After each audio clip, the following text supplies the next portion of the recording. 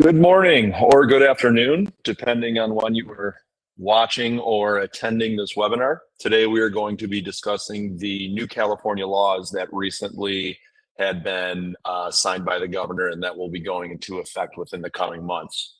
Primarily AB-1263, self-titled Firearms and Ghost Guns, and SB-704, Firearm Barrels. My name is Philip Milks. I'm the Senior Vice President of Regulatory Services at Orchid Advisors and also the lead attorney at FFL Law. If anybody has any questions or concerns following the webinar, please feel free to contact me at either of the emails listed on the screen. Standard disclaimer prior to getting into the nuts and bolts. The information provided here is not legal advice. Nor does the questioning or myself providing an answer create any attorney-client privilege, attorney-client relationship. So this presentation is primarily informational for all attendees and viewers. And if you need specific advice for your organization, you should contact and engage an attorney to assist you with any of the matters discussed herein. Little bit of information about Orchid. As many of you know, Orchid has been a professional consulting firm for over a decade, exclusively to the firearms industry. Orchid also operates a number of software offerings for the firearms industry, primarily an electronic A&D book that can be used standalone or integrated with any of your ERP, WMS, POS systems, etc. And points are applicable to the discussions today. Orchid does operate an electronic state restriction software platform that will not only provide you information about products that are restricted, but will educate you as to upcoming laws. So this presentation today, sponsored by Orchid eState. As already mentioned here, Orchid eState is, the primary function of it for most companies is to determine what product is lawful in which jurisdiction. You can see we have a number of product categories within the software. And like our electronic A&D book, you can utilize this software either standalone, operating it in a web interface, or you can connect the software to your business systems. And you can automatically run a check to determine a product's compliance in any state nationwide. So as I already mentioned, one of the functions of eState is being able to track pending industry-related laws real time on a day-to-day basis. All 50 states are included, as well as obviously the U.S. Congress. And this is updated and maintained daily. This list has been trimmed down to be firearm industry specific legislation. In other words, pending matters that are going to impact your company directly. So within the last few weeks, I had heard a number of companies, relating to my coworkers, as well as a number of companies reaching out to myself that what's going on with California? We haven't heard about these new laws and we have to scramble to, maintain compliance with these new laws that are going to effect. Well, if you're in here and you're utilizing eState to its fullest potential, you could actually track these laws, and you can see actually that one bill that is the core topic of discussion today, AB-1263, was introduced in February of this year. So, users, again, who are utilizing eState to its fullest potential would have been notified this, about 9-10 months ago, and it could have been preparing for this as that bill had moved forward. So it is a very powerful tool, and I, urge obviously all of our subscribers to, in addition to using the restriction software, to look at that bill tracker because it is important and it will help you. And obviously, if you're not subscribed to Orchid eState, I would urge and like you to do so as well. So what's going to be discussed today? It's going to be those obviously on the title slide and those bills on the list. AB-1263, which is, again, ghost guns, quote unquote. At a high level, it's got new requirements for sales and shipments of parts, accessories, and firearm manufacturing machines. and SB-704, which is going to implement new transfer requirements for firearm barrels. There are also a number of other industry-related or industry-targeting bills that were passed recently. You can see those on the left. I know there's been a lot of excitement or hubbub around the quote-unquote Glock ban of AB-1127. Obviously important to California consumers. There is a new 3-gun-a-month purchase limitation. That's a response to that lawsuit that you can see there, which had addressed the 1-gun-a-month limitation previously. So, whole lot of new laws passed in California this year that are going to impact FFLs in and outside of California. But again, we're just going to be focusing on these core two, AB-1263 and SB-704. So, California AB-1263, or ghost guns, quote unquote. Here's an overview of the bill. So the bill does a number of things and it modifies a number of code provisions in California law. One of the primary sections of law that it amends is what is called the Firearms Industry Responsibility Act.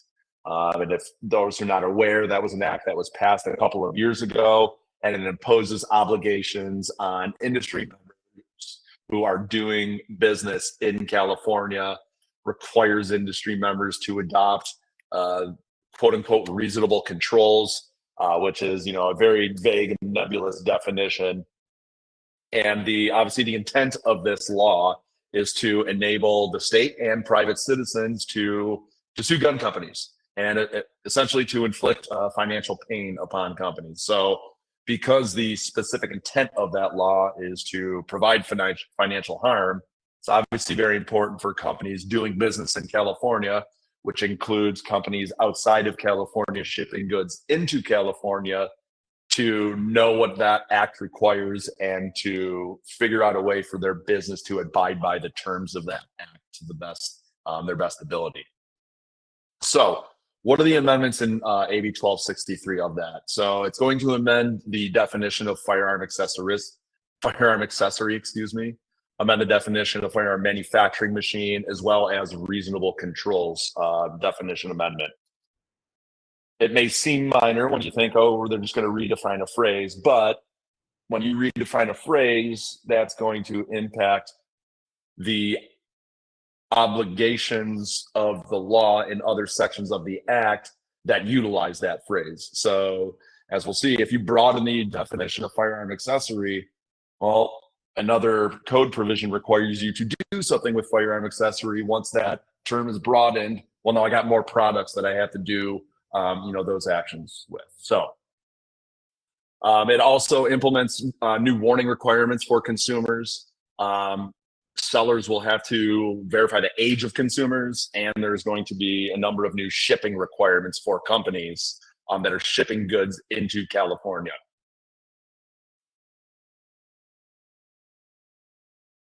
All right. Other sections of the California code that are being amended by 1263,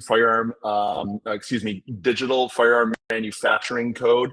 That is within the firearm manufacturing civil code. And you can see the citation there. That has been likewise broadened as well as the other definitions.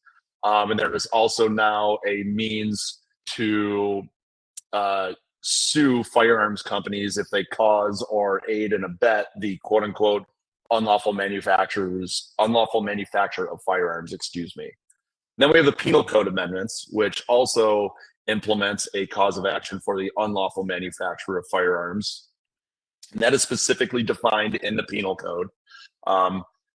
So unlike the civil code, there is a higher standard that the state has to prove to hold a company accountable for the unlawful manufacture of firearms.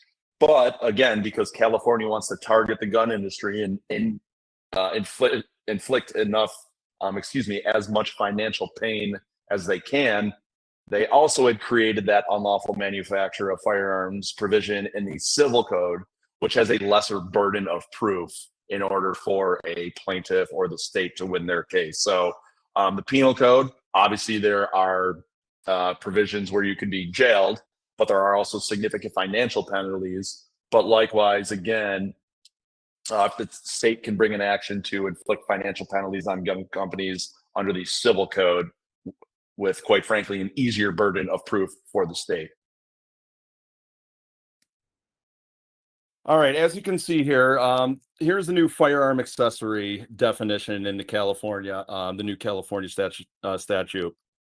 So as you can see I'm not going to read all of this, in the highlighted text here, you'll see there's primarily four, we'll call it, categories of firearm accessories. Something that will increase the rate of fire of a firearm, something that will increase the speed at which a person may reload, any attachment or device described in section 3515A of the Penal Code. And for those of you that don't know, that is one of the assault weapon definitions of the California Penal Code. And then finally, any devices or tools that are clearly designed and intended for use in manufacturing firearms. It's significantly expanded from the past definition. Next slide, please, Michelle. So again, category one, you can see on the screen here, and we will send out the deck to all attendees. Those are the specific features of the assault weapons identified by that statute. So this new broadened firearm accessory definition explicitly includes all of those accessories you see there. And that is really the only specific part of this definition, as you'll see here. Next slide, please, Michelle. Once you get into the next three quote unquote categories, this is where you get into the ambiguities. As the A, attorneys, and B, legislators especially, like to draft into these kinds of laws to encapsulate as much conduct as they can. They specifically draft these statutes very, very broad. So again, anything that increase a firearms rate of fire can be a number of parts. Technically, I can argue with somebody until I'm blue in the face that almost every aftermarket part that's going to enhance my firearms operation could fall within that definition. Likewise, something that's going to increase my reload speed, talking about something as small as the aftermarket mag release button, speed strips, etc. And then again, goods that are designed and intended to manufacture firearms. That could likewise be very broad.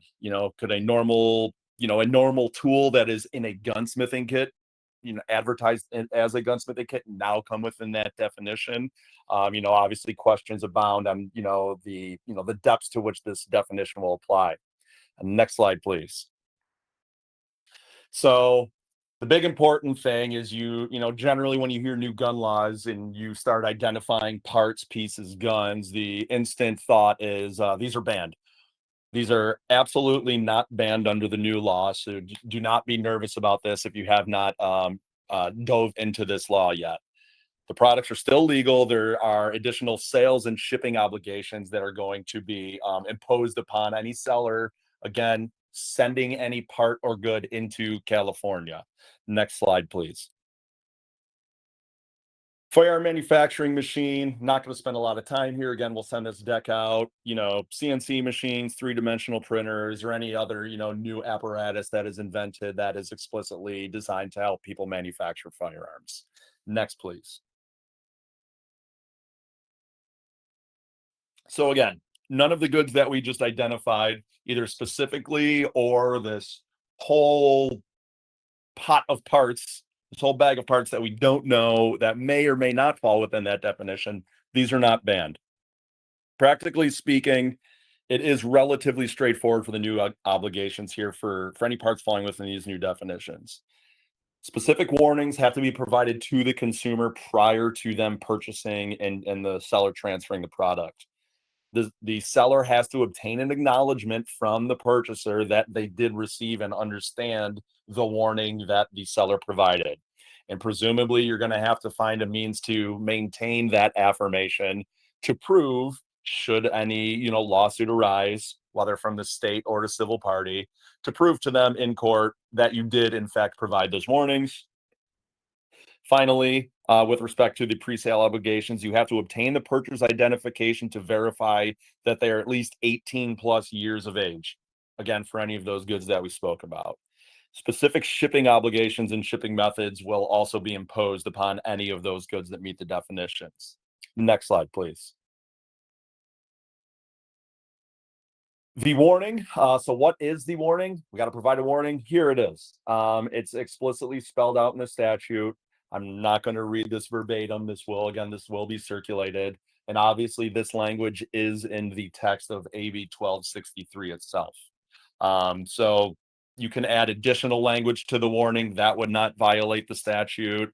You could, say, for example, by law of California, I have to give you this and I have to receive your affirmation that you received this. So you can, add any disclaimers or additional information, but at a minimum, this information you see on the screen has to be provided to consumers prior to the sale. Next slide, please. All right, so what are these new shipping requirements? You can see them there listed on the left. There's got to be a label on the package that has that exact language for every firearm, accessory, etc. The shipping address has to match the address on the purchaser's identification. So, similar to selling a firearm, you have to obtain an identification document that has their actual address so you can ship to that specific address. Finally, the shipping service, whatever you're using, USPS, FedEx, etc. That shipping service, you have to require them to obtain signature at point of delivery, and you have to require them to verify the purchaser's identification at the point of delivery as well. So do imagine there's going to be, relatively steep climb in shipping fees for everybody shipping out to consumers in California. There are exemptions to these shipping requirements that you can see there listed on the right. And I do have an asterisk there because, as we will speak about later in the presentation, SB-704 requires that all barrels be shipped to FFLs instead of to consumers. So put barrels aside, essentially, starting 1/1/26, because you're going to be shipping those to FFLs anyways. But the warning requirements will absolutely still apply if a consumer is purchasing a barrel from you, whether on your website, at your premises in California, should you be a California FFL, or if they call and order those over the phone. Next slide, please. All right, so the amendments to the Firearms Industry Responsibility Act, again, just breaking it down. Step one, we got to identify what products we sell that are going to match those enlarged definitions. Really, you've got two avenues to proceed down. Especially if you're if you have tens of thousands or 10,000 or even 5,000 or a couple thousand goods that you sell, you can go line by line and identify, does this part match the definition and I got to do the warning, does this part, etc. Or you can probably, and I probably imagine this is what many companies are going to do, we'll call it the quote unquote Prop 65 model. We're just going to put that warning on every single good that is going to a California resident. I'm sure you've seen on your tables, your pillows, your pots and pans, this product contains chemicals known to the state of California that causes reproductive harm and cancer, right? That's on everything nowadays. I imagine most companies are going to follow that path with these firearms accessories. However, again, you could still go down the road of uniquely classifying your products so you're not giving that warning, verifying the identification, and going through those enhanced shipping requirements for every single product. With respect to, so identify the products. We then have to provide warnings to the consumers, get their identification, get their verification, verify their age via their identification document, that shipping label that was referenced with the very specific language on the box. We can only ship to the ID, the address on the ID, and we have to require the signature of the purchaser at delivery, not the signature of somebody else. The law very explicitly says the carrier has to obtain the signature of the purchaser at the point of delivery. So what if you violate any of these? What is the repercussions?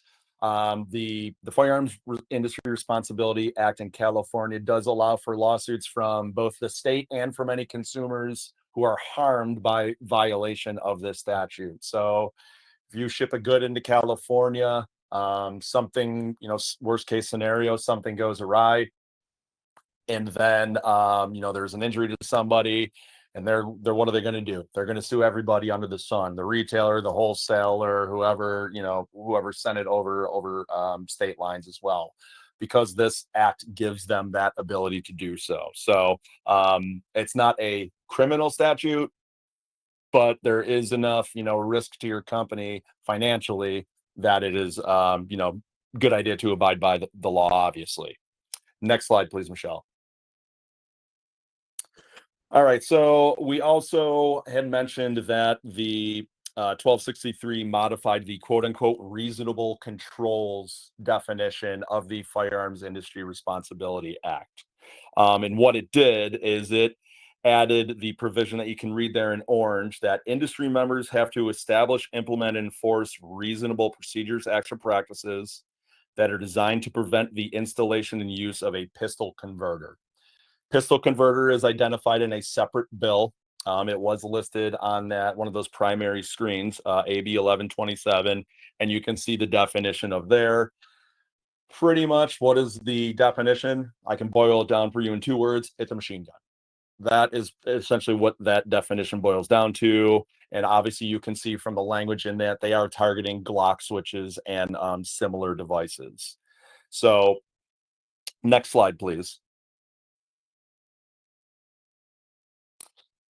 So what do we have to do with these pistol converters? Well, I assume most of the people on this call are not manufacturing and selling them, because obviously, as they fall under the federal definition of a machine gun, post 86 machine guns, as we all know, banned from sale to consumers and transferred to other industry members, absent exemptions or any military law enforcement nexus, right? So we don't have to really do anything with pistol converters because they're already illegal. Well, so then what is the impact of this this amendment to the Firearms Industry Responsibility Act that defines these, or excuse me, that sets forth that I've got to take certain actions with respect to these pistol converters?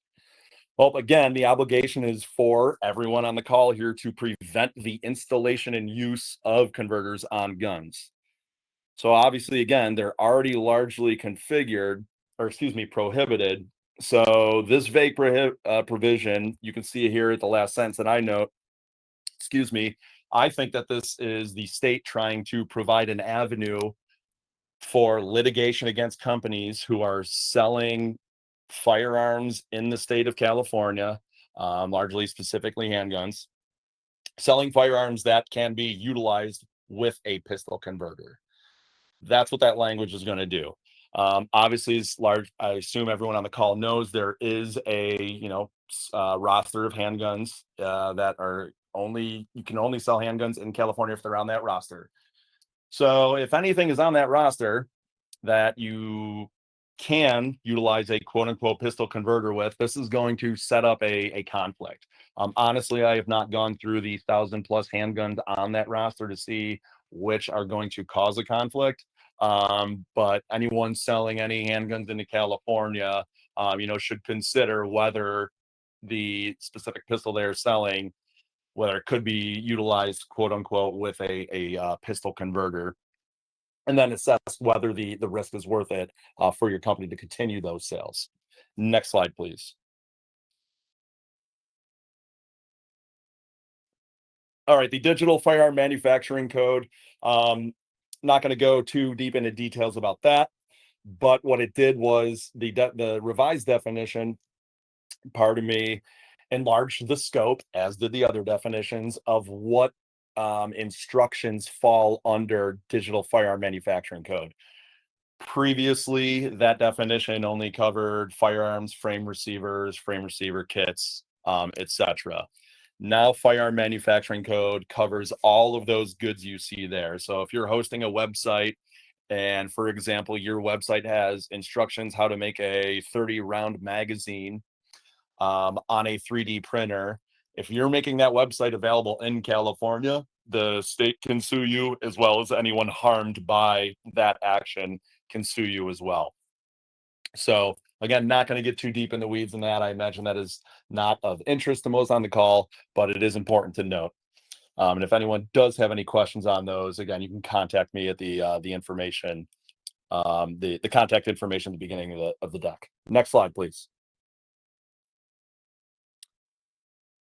All right, so practical implications. If you were to distribute the code, again, it does provide an avenue for a lawsuit. The biggest thing to note is strict liability applies. So the state doesn't have to prove any knowledge that you are targeting or advertising these instructions to consumers in California, or intent that, hey, I intend for someone in California to use these to make a 30-round magazines so they can enjoy the freedom that most of the remainder of the United States enjoys.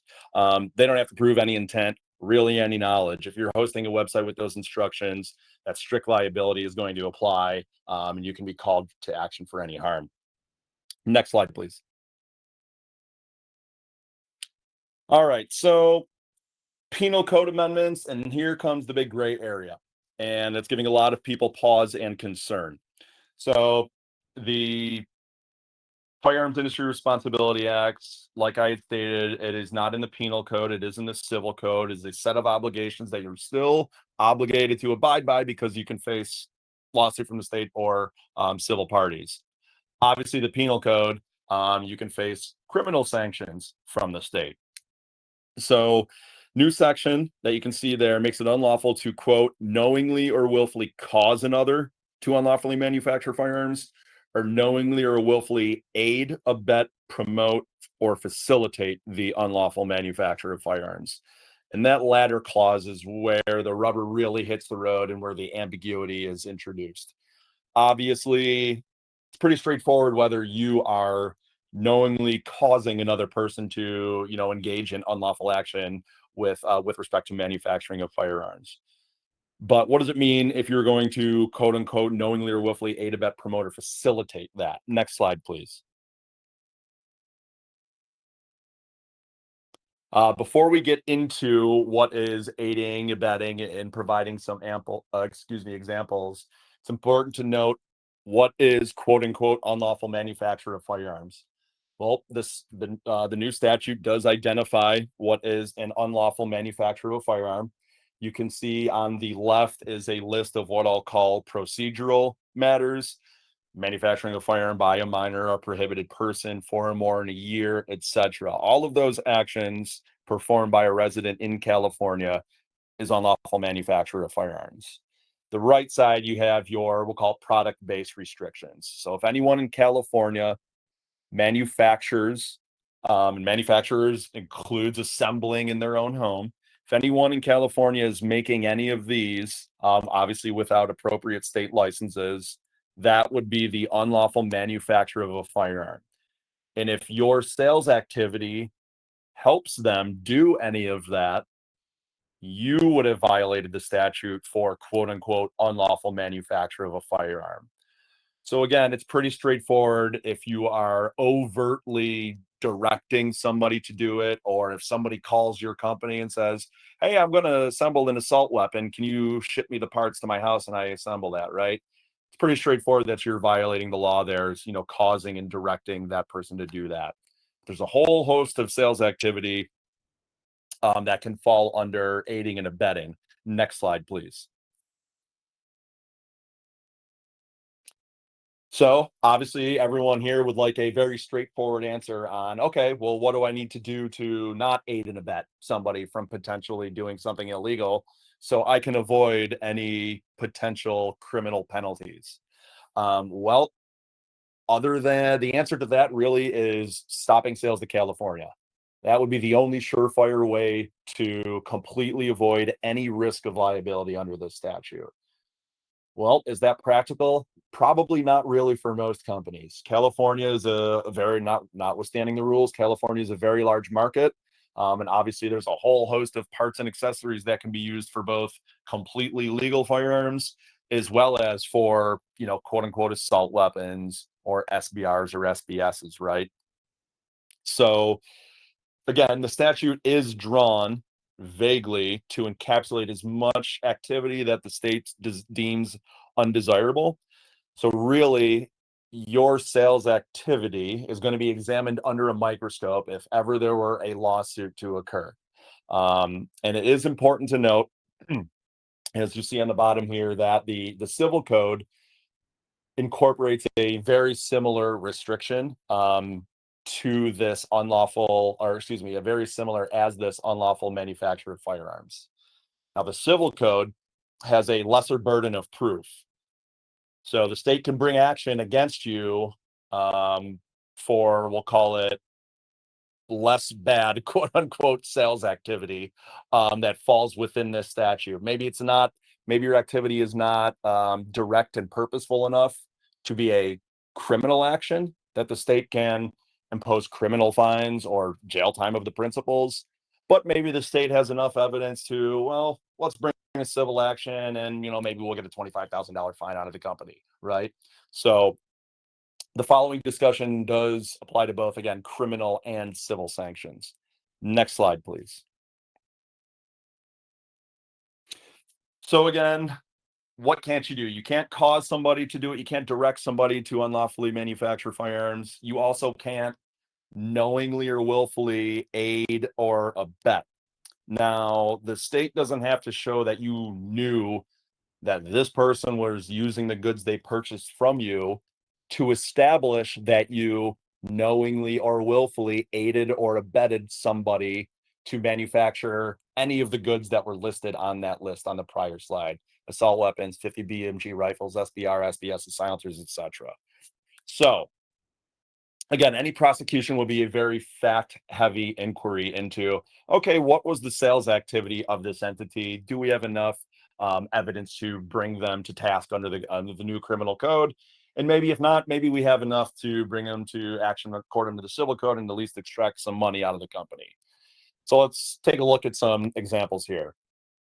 So scenario one, you've got a purchaser on your website. Obviously, you're not talking to them over the phone. They're just going to place an order on your e-com website. They order a stripped AR lower, pistol grip, a handguard, and a flash suppressor. Well, there's a whole range of activity that they could be doing with that. One, for those parts, maybe they're ordering those parts and they have a legal and registered assault weapon, quote unquote. They're grandfathered. They're using those parts as replacement parts. Maybe that stripped AR they're going to take and they're going to build a quote unquote California compliant AR platform firearm. Maybe it's a law enforcement officer ordering parts on your website. Happens very frequently.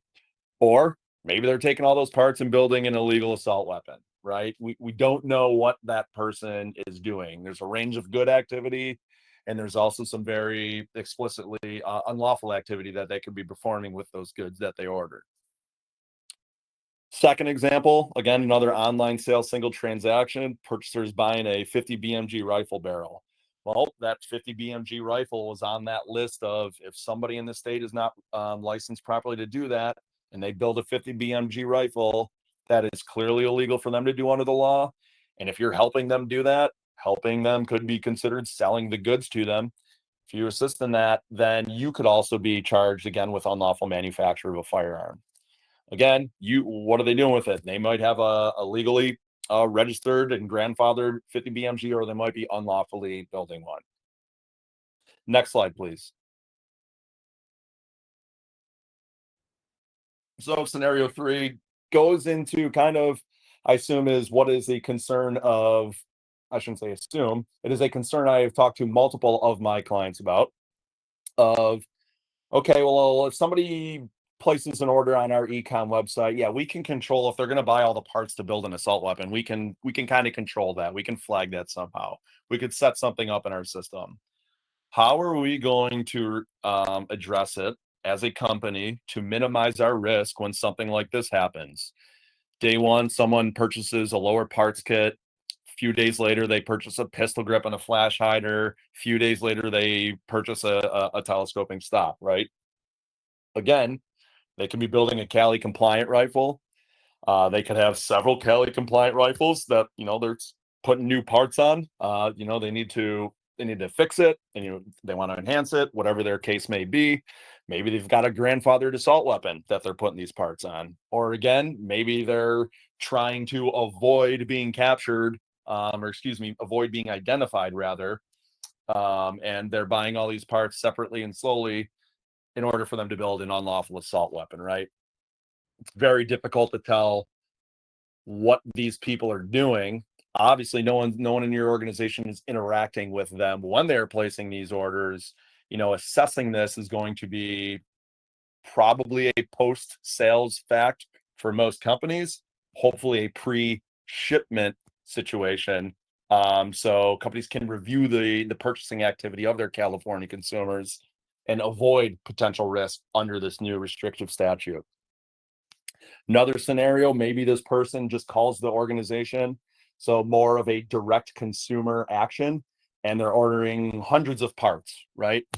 Well, what on earth are they doing with them? Obviously, you could ask what they're doing on the phone. They could be, lying through their teeth to your CSR on the phone. Maybe they're, illegally smuggling these goods. Maybe they have a large scale assault weapon manufacturing operation and they're selling to cartels or gangs out in California. We don't know. So the question again is, how much risk do we want to tolerate? How much vetting are we going to do of these California purchases prior to shipping any goods out there? Next slide, please. And then just, another example, not to beat the horse to death. This gets it more at the SBR situation. They're purchasing an upper assembly with a smaller barrel. They're building an SBR. Do they have a registered, California legal pistol out there? They are rare, but they do have them. Or maybe they are, building some form of Cali compliant, firearm. So, excuse me, or replacing the part on at a registered assault weapon. Excuse me. So, as you can see through those examples, 5 different fact patterns, different parts through each one. Some orders are placed all at once, some orders are spread out over days, some are just single part orders. There's a whole sliding scale of sales and purchase activity, obviously, on a day-to-day basis that companies are going to have to wrestle with respect to California consumers now that this law brings quote unquote unlawful manufacture of a firearm, and they're trying to use that to impose liability on out of state actors. So, next slide, please. So again, other than stopping sales to California, which nobody wants to do, there's millions of gun-loving, Second Amendment enthusiasts in California. We don't want to just cut them off. Unfortunately, that's going to be a sad reality. Some companies are just going to stop sales. Most larger companies have significant revenue streams coming from that state. So again, everyone's going to have to come to terms with, we've got to perform some risk mitigation assessment. How are we going to treat California sales? Are we going to set up our system to flag specific parts? Are we going to set up our systems to flag groups of parts? Are we going to set up our system to flag if John Smith has 3 orders within, a month or 2 months, right? So there is no silver bullet, and everyone is going to have to examine their sales activity and plan ahead for how they want to avoid any potential risk and liability under this new statute. Obviously, this was passed. Why? Because the state legislature wants the state attorney general to be bringing actions against against the firearms industry, right? That is the intent of these. It's the explicit and stated intent. So it's very important that everyone doesn't just ignore this, doesn't just sell all the goods to all the consumers and cross their fingers and hope nothing bad ever happens to the company. You have to take some proactive measures to plan for California sales. Next slide, please. All right. So in my mind, and I've spoken with this with a number of my clients, there's a few buckets of products under this new penal code provision. I've got products that can only be used to build something, quote unquote, manufacture something that's prohibited. Very easy example, a 30 round magazine rebuild kit, right? Well, highly likely that someone wants to rebuild a 30 round magazine in California. Maybe I stop sales of that to California because now I can be criminally sanctioned for that. And again, you can also have civil repercussions from either the state or private consumers, private citizens as well. So there's a very large potential sphere of liability. So bucket one, this can only be used to assemble bad things under this statute. And again, the bad things, quote unquote, are in a list. We will share this deck with everyone. It can only be used to build those bad things. I should probably stop those sales. Bucket two. Well, I got this set of goods that can only be used to build or repair, quote unquote, good things in California. Replacement grips for a rostered handgun example, a replacement hammer for a revolver, you know, a lever for a, you know, lever action rifle that doesn't, you know, fall within the large capacity magazine restriction if it has a fixed tubular magazine, right? So these parts can only be used on quote unquote good guns. So we're going to continue their sales really without any concern to California residents. And then, unfortunately, most parts and goods and accessories are going to fall in a middle bucket. Someone could be doing something completely legal with it. Someone can be doing something completely illegal with it, right? And again, everyone's going to have to wrestle with, okay, we've got this middle group of goods that is most of our product catalog. How do we want to control sales to California consumers? Next slide, please. All right, so 704, the firearms barrels. This is a very short section. So you can see here they've amended the definition in the California Code of firearm barrel. The takeaway is the bottom point there. The barrel doesn't have to be fully manufactured to be a quote unquote firearm barrel under California law. So it can be a barrel blank. There could be a minimum amount of machining done. Maybe it's done except for the chambering. Maybe it's chambered and doesn't have the rifling through it. Could be a whole, slew of manufacturing on what will be a barrel, but it's not finished. But although it's not finished, still a barrel under California law, which impacts the obligation. Next slide, please. Impacts the obligation of how everyone has to transfer barrels now. So it's been a lot of confusion with the dates, which is to be expected because California likes to make everything difficult, confusing. So beginning January 1, 2026, barrels cannot go directly to California residents anymore. Got to go to a California FFL. That starts January 1, 2026. Beginning July 1, 2027, purchasers of barrels, when they're getting their barrel at the California FFL, are going to have to undergo a quote unquote eligibility check. So they're going to undergo background checks when they pick up their barrel that they ordered from across the country. And then finally, in conjunction with that, FFLs will also have to submit certain record keeping information to the California Department of Justice when consumers come and pick up their barrels, right? So barrel law is relatively straightforward. Directly to FFL starting 1/1/26. Background checks, fees, and submissions to the state start on July 1, 2027. And remember, barrels are also a firearm quote unquote accessory.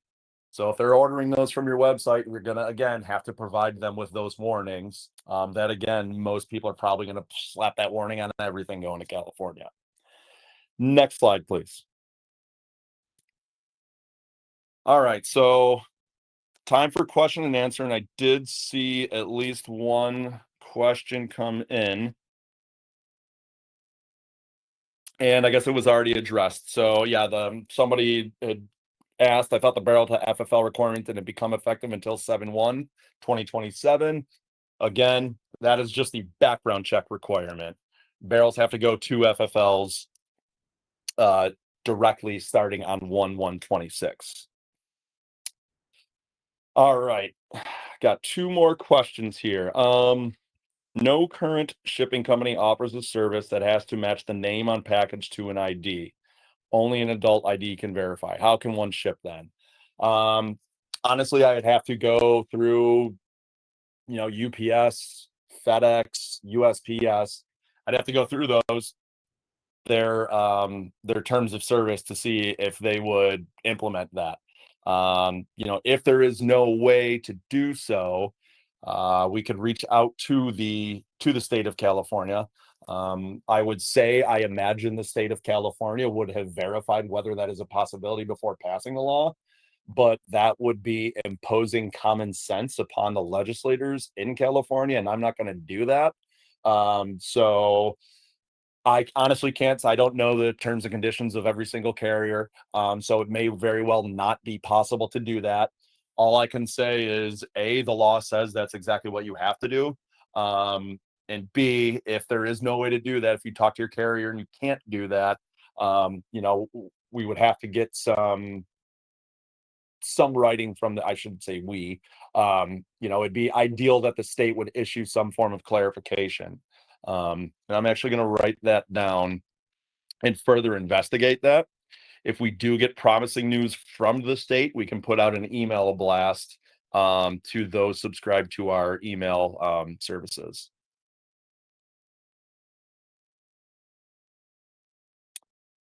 All right, another question, good question.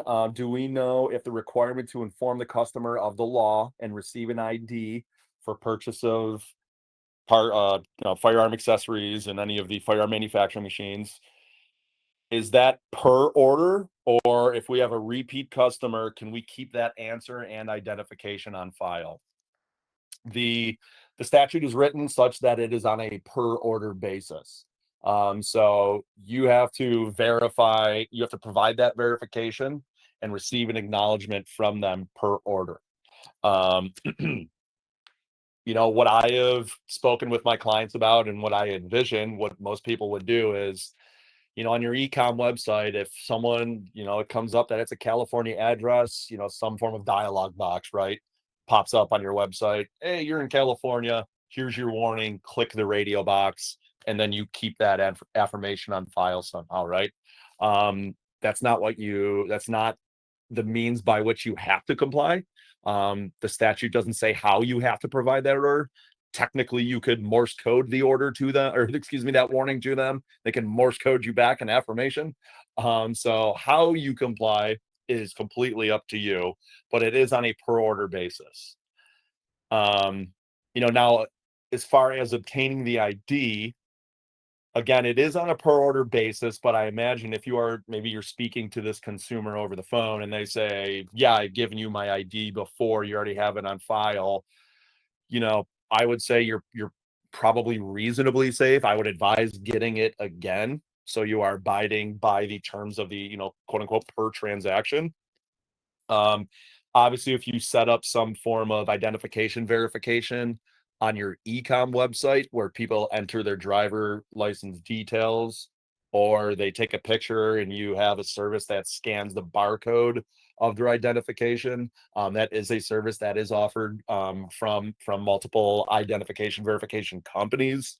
So that is a way that can be used to verify it. So very long-winded answer, but the obligation to comply with the warning and ID confirmation is on a per transaction basis. Do repair barrels need to go through an FFL? Yes. That is the statute is written such that it is for any transfer of a barrel. So anytime a barrel is physically being, transferred from one company to a consumer, that's got to be routed through a California FFL. All right. Well, we did go longer than expected. I was expecting approximately 45 minutes. So I assume if anyone had an urgent meeting, they left already. Again, I plan on emailing this deck out to the attendees. My contact information is in there. So if anyone has any follow-up questions or needs assistance in rolling out their obligations under these new laws, we would be happy to answer those. For anyone on here, I imagine we do have many on here who are any anyone who has the Orchid POS or Orchid e-com systems. The ID and age verification is being actively worked on and should be rolled out in the very near future as well. So whoever's selling on the Orchid platform, that will be largely taken care of for you. Those who obviously maintain their own e-com website, again, figure out how we're going to get that verification, how we're going to maintain the documentation we did verify, how are we going to verify their ID. Also, and then obviously everyone's going to have to roll out with their own shipping obligations. And then again, in closing, actively discuss with your company how you're going to mitigate risk under the statute dealing with unlawful manufacture of firearms. It is so broad and so vague that an incredible amount of very minor sales activity can be encompassed within the definition of aiding and abetting the unlawful manufacture of firearms. And also, again, recall it's not only a penal statute, there is a similar civil statute, which the state has to prove much less direct knowledge on behalf of a company selling goods in the state to hold them liable. So even though you might not have a criminal sanction, there's even more sales activity that the state can sue you or a private citizen can sue you. So again, can't emphasize enough, assess your sales activity. How are we going to comply with selling goods into California such that we don't get attacked for quote unquote unlawful manufacture of firearms? So everyone, thank you for attending. Thank you for the questions. If anybody has any questions, please feel free to reach out to me directly. And again, I apologize for the technical issues. They seem to be ironed out yesterday, but technology is a boon and a curse. So everyone have a great day.